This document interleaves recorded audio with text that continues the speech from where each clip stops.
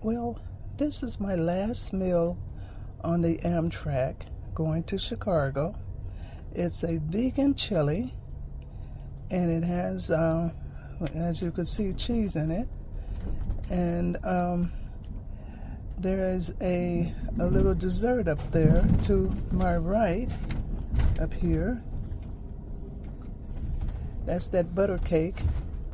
That butter cake is very, very good. In the past, I haven't eaten them, and everyone who I have given them to, they love them.